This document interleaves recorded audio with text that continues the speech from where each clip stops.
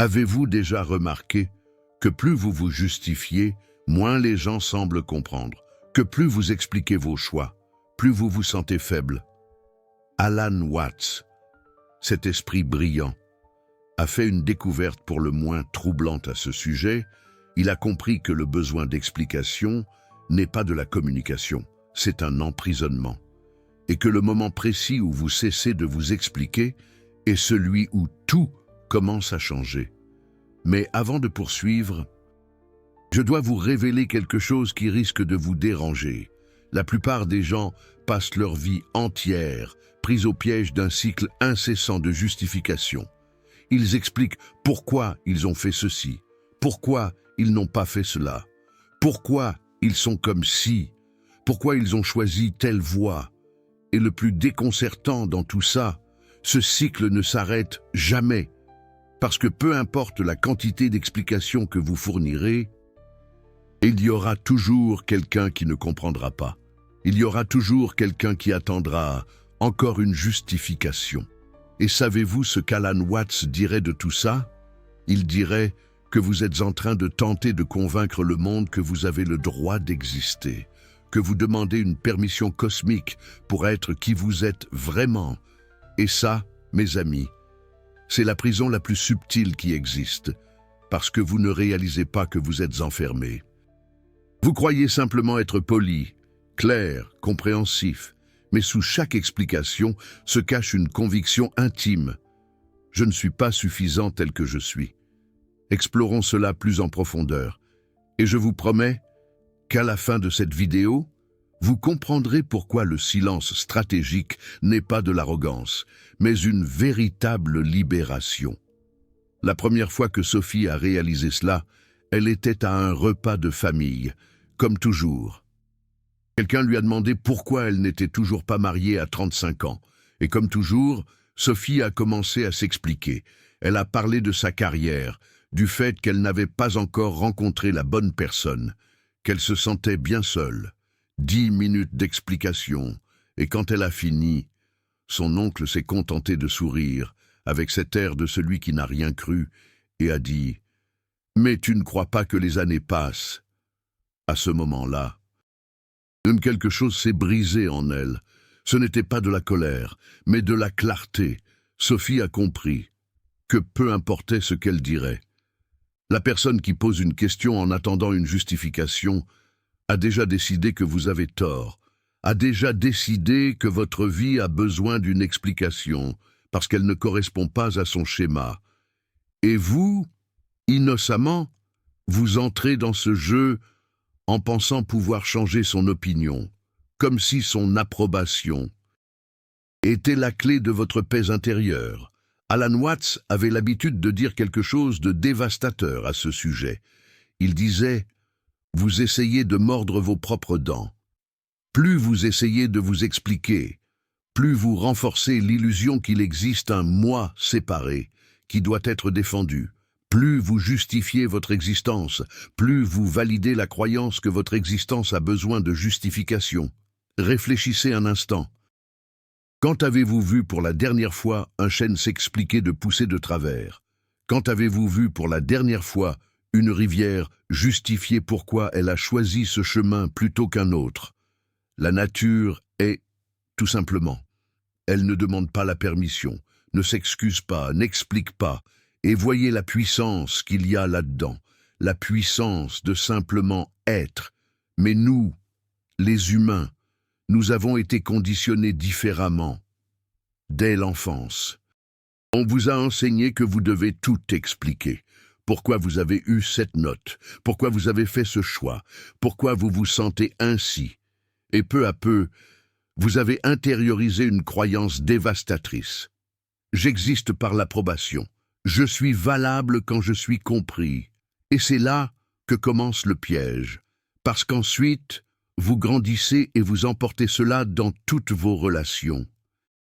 Vous sentez que vous devez expliquer pourquoi vous avez tardé à répondre à un message, pourquoi vous ne voulez pas aller à cet événement, pourquoi vous avez besoin de temps seul, pourquoi vos choix sont valables. Et chaque explication est une petite mort. Une petite négation de votre suffisance existentielle. Sophie, après ce repas de famille, a commencé à faire une expérience. Chaque fois que quelqu'un lui demandait quelque chose en attendant une justification, elle répondait simplement avec calme et s'arrêtait là, sans élaborer, sans expliquer, sans se défendre. Quand son directeur lui a demandé pourquoi elle ne voulait pas diriger le nouveau projet, elle a dit « Parce que ce n'est pas le bon chemin pour moi, maintenant ». Et elle s'est tue. Son directeur a attendu. Elle a simplement souri gentiment. La conversation s'est terminée en 15 secondes. Avant, cela aurait pris 15 minutes d'explications anxieuses. Quand sa mère lui a demandé pourquoi elle n'allait plus aux réunions toutes les semaines, elle a dit « Parce que j'ai besoin de plus d'espace pour moi », et elle n'a rien justifié. Sa mère a été contrariée pendant quelques jours. Mais quelque chose d'intéressant s'est produit. Sans explication à débattre, sans justification à déconstruire, le sujet s'est simplement dissous, comme de la fumée. Et là, Sophie a réalisé la vérité qu'Alan Watts enseignait toujours. L'explication n'est pas de la communication, c'est de la dilution. Chaque fois que vous vous expliquez trop, vous diluez votre vérité en une version que vous pensez que l'autre va accepter. Vous négociez votre réalité. Et dans cette négociation, vous perdez toujours. Mais attendez, parce qu'il y a une couche plus profonde dans ce paradoxe que la plupart des gens ne perçoivent pas. Quand vous cessez de vous expliquer, quelque chose de troublant se produit. Les gens commencent à vous respecter davantage, et cela n'a aucun sens logique. N'est-ce pas? Si vous expliquez moins, vous devriez être moins compris, moins accepté. Mais c'est l'opposé qui se produit. Et Alan Watts savait exactement pourquoi. Il disait que le besoin d'explication transmet une insécurité énergétique. Peu importe à quel point vos paroles sont logiques, peu importe à quel point votre justification est bien articulée. Ce que les gens ressentent, c'est la vibration sous les mots, et la vibration de l'explication inutile est toujours la même. J'ai besoin de votre approbation. Je ne fais pas confiance à ma vérité sans votre validation. Et les gens, consciemment ou non, le perçoivent. Et quand ils le perçoivent, ils commencent inconsciemment à douter de vous. Parce que si vous-même, vous n'êtes pas sûr de votre vérité, pourquoi devrait-il l'être? Maintenant, comparez cela avec l'énergie de quelqu'un qui est, simplement, qui fait ses choix, vit ses vérités, et n'offre pas d'explications non sollicitées. Il y a une solidité dans cette personne, une complétude. Les gens peuvent ne pas être d'accord avec ses choix, mais ils les respectent, parce que la confiance est contagieuse. Tout comme l'insécurité. Sophie a commencé à remarquer cela dans tous les aspects de sa vie, au travail. Ses décisions ont été moins remises en question, pas parce qu'elle expliquait mieux, mais parce qu'elle expliquait moins. Il y avait une clarté dans ses paroles, qui n'avait pas besoin de paragraphes. Dans ses relations, les gens ont cessé d'essayer de la convaincre de choses. Il y avait une limite invisible qui s'était formée, faite de silence et d'auto-respect. Et le plus intéressant, c'est qu'elle a réalisé que cesser de s'expliquer signifiait aussi cesser d'exiger des explications des autres. Parce que, lorsque vous comprenez que vous ne devez rien à personne d'autre que de la gentillesse et de l'honnêteté, vous réalisez aussi que personne ne vous doit de justification sur sa vie. Quelqu'un ne désire plus votre compagnie. Pas besoin de 3 heures d'explication. C'est ainsi. Quelqu'un a fait un choix que vous ne comprenez pas. Pas besoin d'interrogatoire. C'est ainsi. Cette réciprocité libère tout le monde. C'est le wu-wei qui se manifeste dans les relations, laissez couler, laissez être. Alan Watts avait une image magnifique à ce sujet. Il disait que la vie est comme une danse, et non comme un voyage avec une destination. Et dans la danse, vous n'expliquez pas chaque mouvement, vous ne justifiez pas pourquoi votre corps est allé vers la gauche plutôt que vers la droite. Vous dansez simplement. Et la beauté réside dans le mouvement, non dans l'explication du mouvement. Mais je sais ce que vous pensez peut-être maintenant. N'est-ce pas insensible? Ne pas répondre, ne pas expliquer, ne pas justifier? Et voici la distinction cruciale que la plupart des gens ratent. Alan Watts ne disait pas d'être grossier. Il ne disait pas de manquer de respect aux gens. Il disait quelque chose de plus subtil. Il y a une énorme différence entre ne pas s'expliquer et ne pas communiquer. Il y a une différence géante entre ne pas se justifier et ne pas être honnête. Quand quelqu'un veut vraiment vous comprendre, vous le sentez. Ce n'est pas une question piège. Ce n'est pas un jugement déguisé. C'est une curiosité réelle. C'est une ouverture. Et à ces personnes, vous pouvez partager, non comme une justification, mais comme une invitation à voir le monde à travers vos yeux. Non parce que vous le devez, mais parce que vous le voulez. Mais quand quelqu'un vous réclame une explication, quand quelqu'un attend que vous vous défendiez, quand la question est chargée de jugement préalable, alors vous avez un choix. Vous pouvez entrer dans le jeu de la défense infinie, ou vous pouvez, gentiment, refuser l'invitation, non avec agressivité, avec présence. Sophie a appris à sentir la différence. Quand sa meilleure amie lui a demandé pourquoi elle était plus silencieuse ces derniers temps, Sophie a senti une ouverture sincère, et elle a partagé. Elle a parlé de son processus d'éveil, de son apprentissage à vivre avec moins de bruit, de ses découvertes avec Alan Watts. Ce furent 2 heures d'une belle conversation, parce que ce n'était pas de la défense, c'était une communion. Mais lorsque des connaissances fortuites posaient des questions intrusives dans l'espoir de commérage ou de confirmation de leur propre jugement, Sophie souriait simplement et changeait de sujet. Sans grossièreté, sans drame, juste un non silencieux, une limite aimante. Et savez-vous ce qui s'est passé?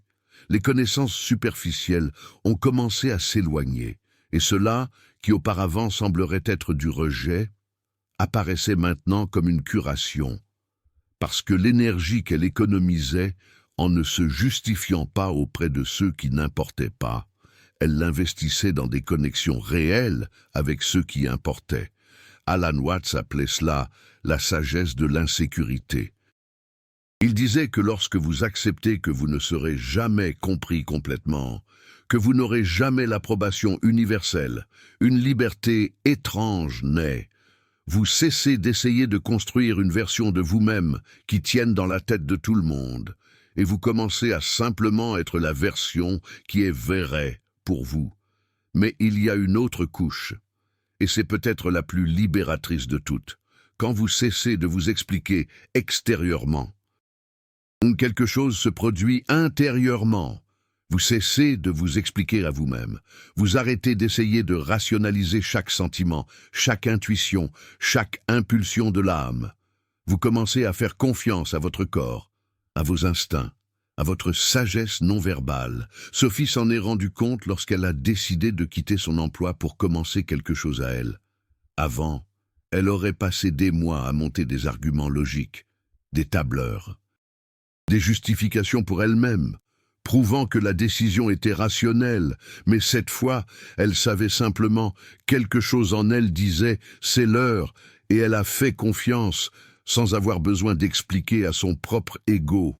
Voici le super merci. Si cette vidéo a dissous quelque chose en vous, si le paradoxe de l'explication a fait sens dans votre expérience, le super thanks, juste en dessous, n'est pas seulement un soutien financier.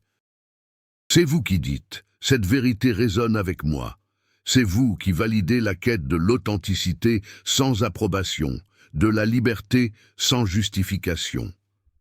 Alan Watts a passé sa vie à explorer ces vérités que la culture occidentale cache.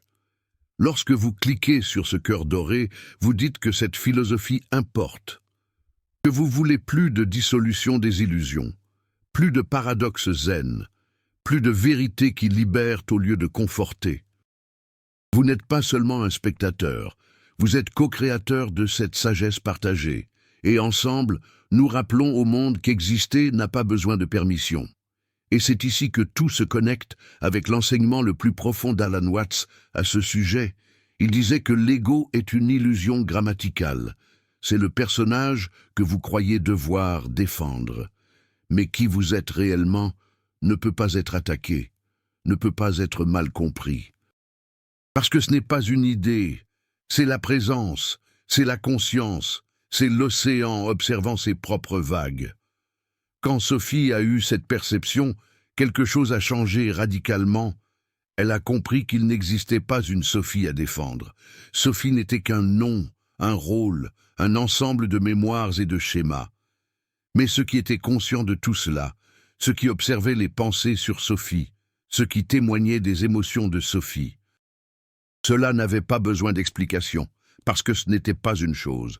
C'était l'espace où toutes les choses se produisaient.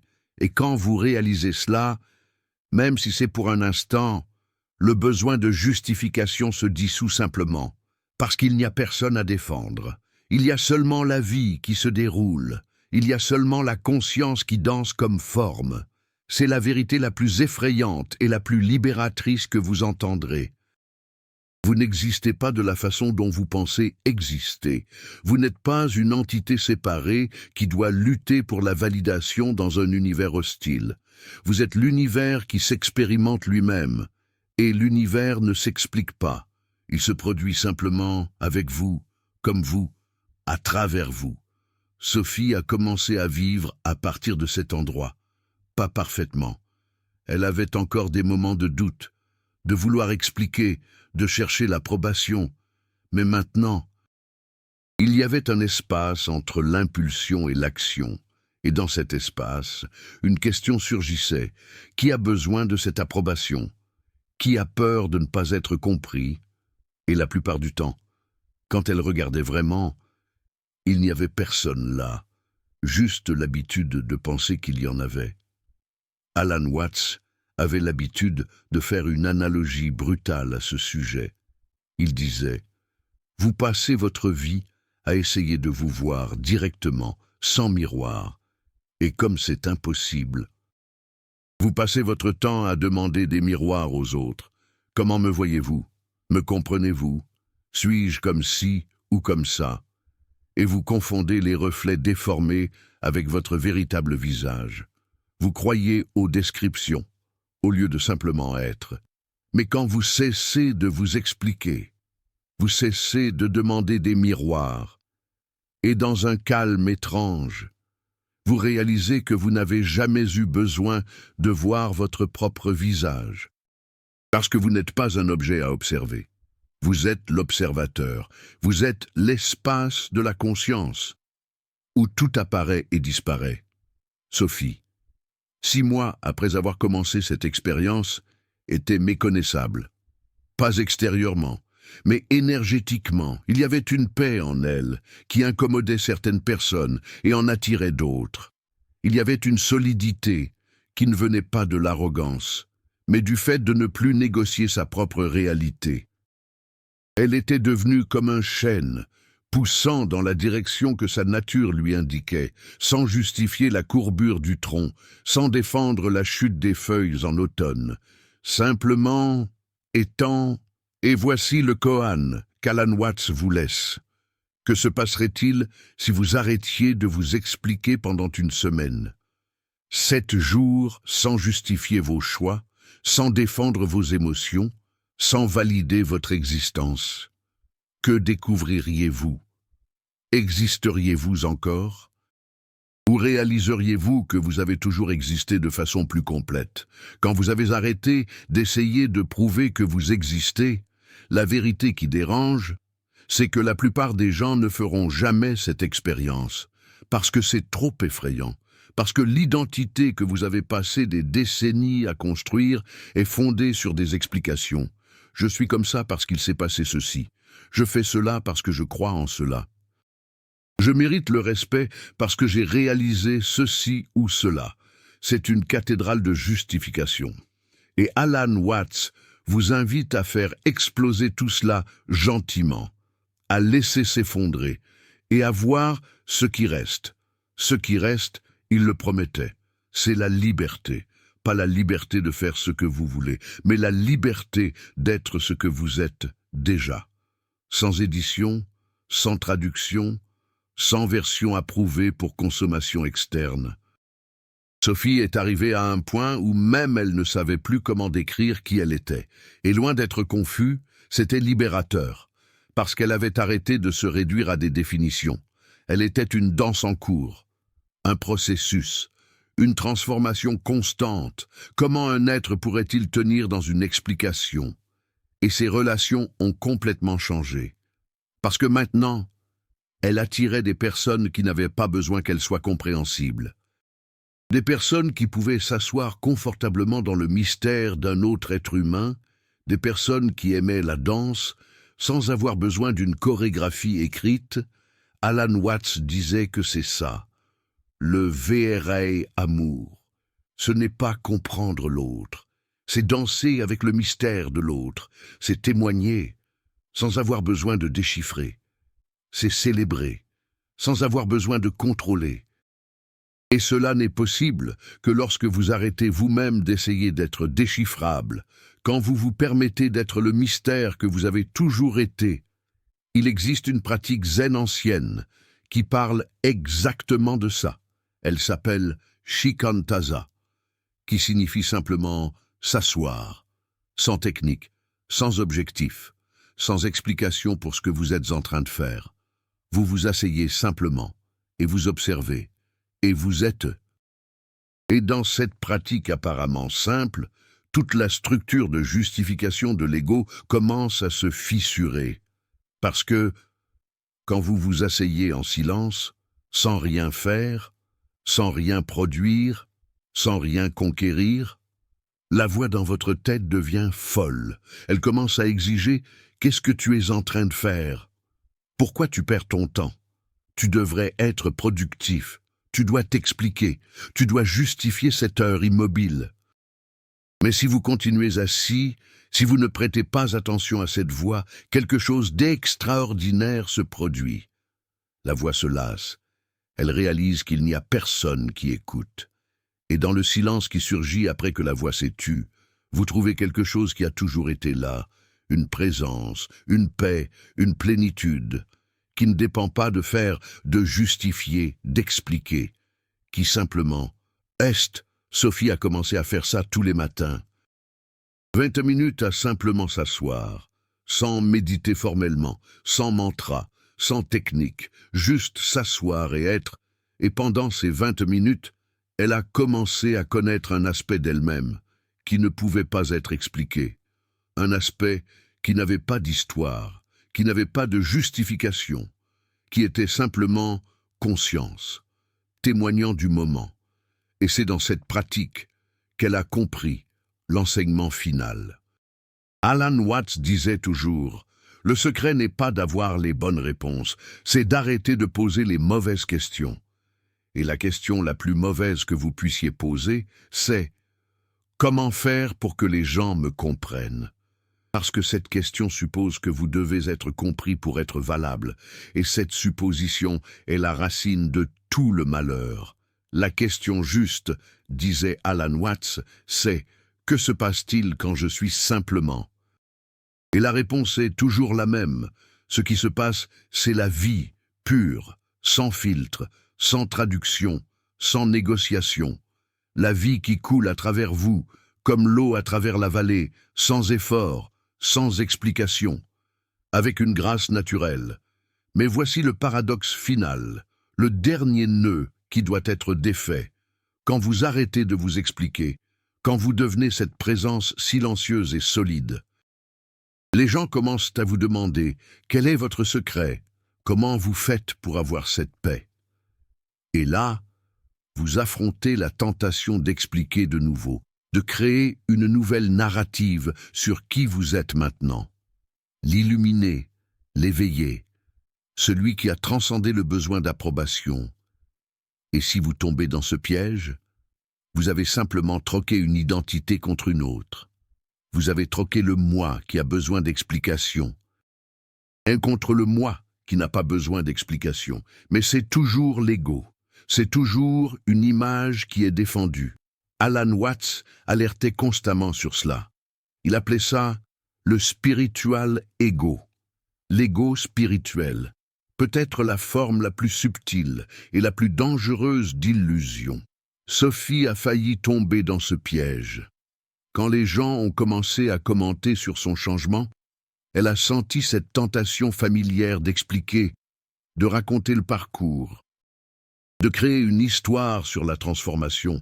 Mais là, elle s'est souvenue et elle a simplement souri et a dit « Je ne sais pas expliquer, c'est juste arrivé ». Et elle a laissé le mystère être mystère.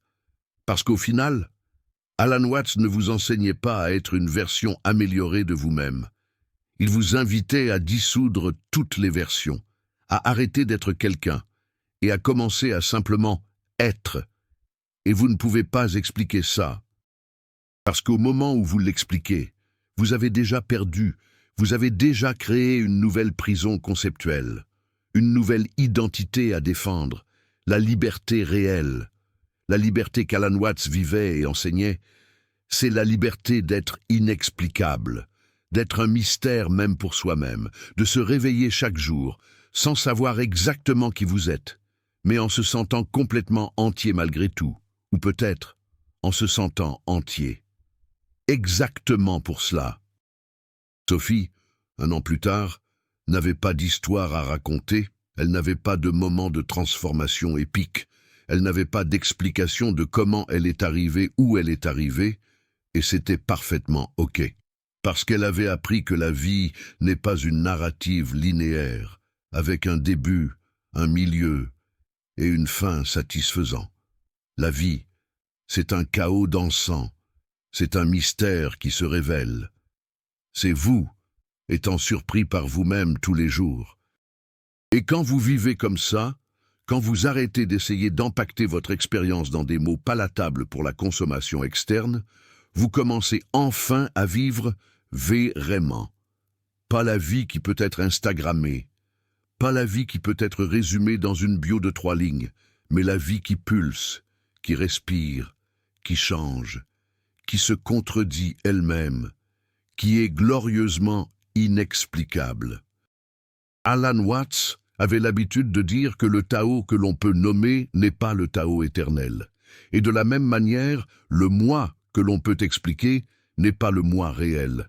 Le moi réel est silence, c'est espace, c'est la conscience qui observe toutes les identités apparaître et disparaître comme des nuages dans le ciel.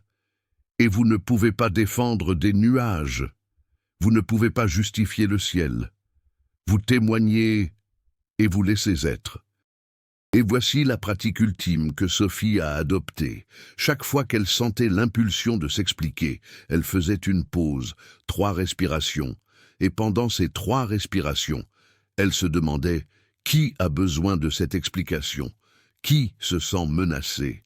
Et la plupart du temps, l'impulsion se dissolvait parce qu'il n'y avait vraiment personne de menacé. Juste un vieux schéma essayant de rester en vie. Mais, parfois, elle percevait que l'explication venait d'un endroit différent. Pas de la défense, mais de l'amour, pas du besoin, mais de la générosité.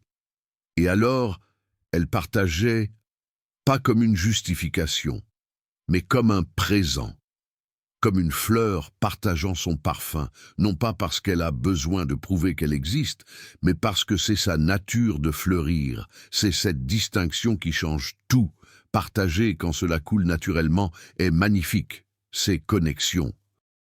C'est vulnérabilité véritable, mais s'expliquer quand on a peur de ne pas être accepté, c'est prison, c'est contraction, c'est se trahir soi-même pour correspondre aux attentes des autres. Alan Watts a vécu cela jusqu'à la fin.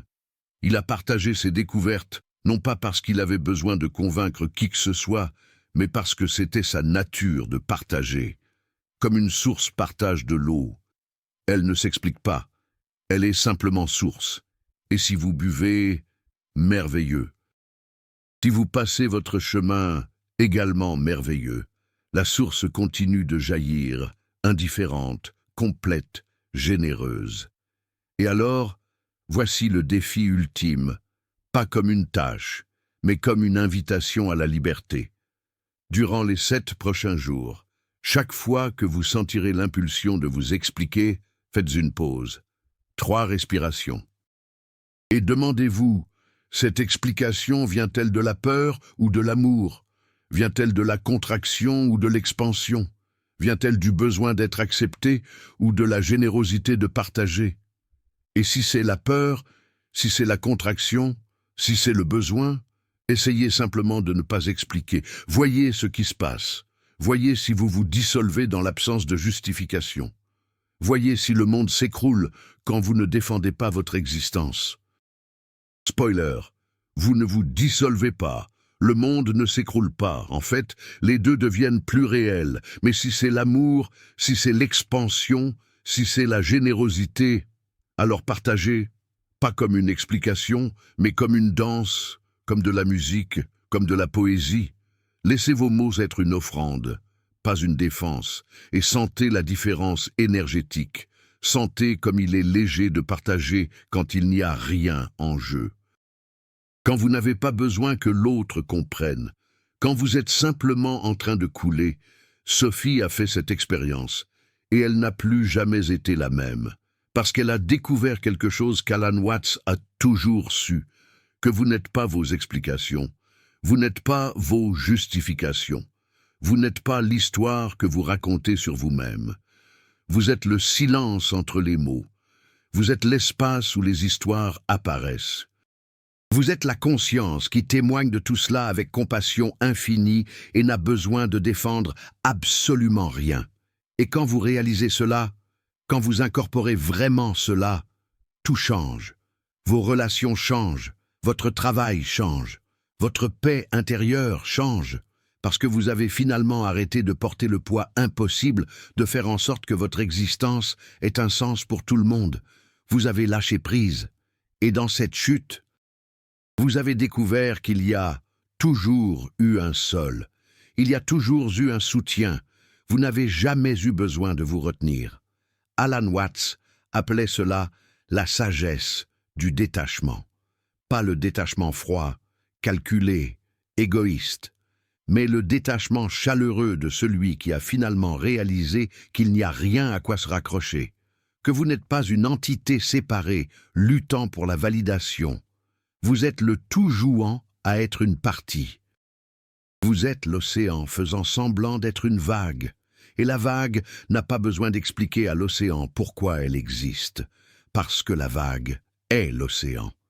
Alors voici la vérité finale, nue et crue.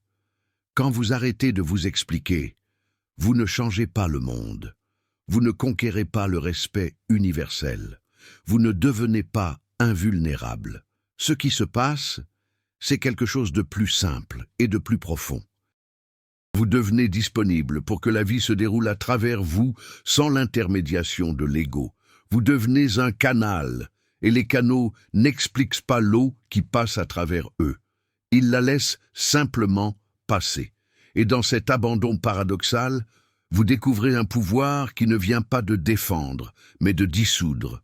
Un pouvoir qui ne vient pas de s'affirmer, mais de se relâcher, le pouvoir de simplement être, sans explication, sans justification, sans traduction. Juste être, comme le chêne, comme la rivière, comme l'univers. Sophie, quand elle regarde en arrière, ne peut pas expliquer exactement comment elle est arrivée ici. Et c'est la confirmation qu'elle est vraiment arrivée. Parce que le destin n'est pas un lieu qui peut être cartographié, c'est un état qui ne peut être que vécu. C'est le présent éternel où vous arrêtez finalement de fuir vous-même. Et dans ce présent, aucune explication n'est nécessaire, parce que tout est évident. Tout est naturel, tout est exactement comme cela devrait être. Alors, commentez ici-bas et dites-moi, êtes-vous prêt à arrêter de vous expliquer ? Ou croyez-vous encore que vous avez besoin de l'approbation du monde pour exister? Équipe silence ou équipe justification? Parce que ce choix, à la fin, est le choix entre la prison et la liberté, entre la contraction et l'expansion, entre vivre la vie de quelqu'un d'autre ou vivre la vie. Et Alan Watts vous a déjà donné la réponse. Maintenant, il ne vous reste plus qu'à arrêter d'expliquer pourquoi vous ne pouvez pas choisir et simplement choisir. L'eau n'explique pas comment elle arrive à l'océan. Elle coule simplement. Et en coulant, elle le rencontre. Vous aussi.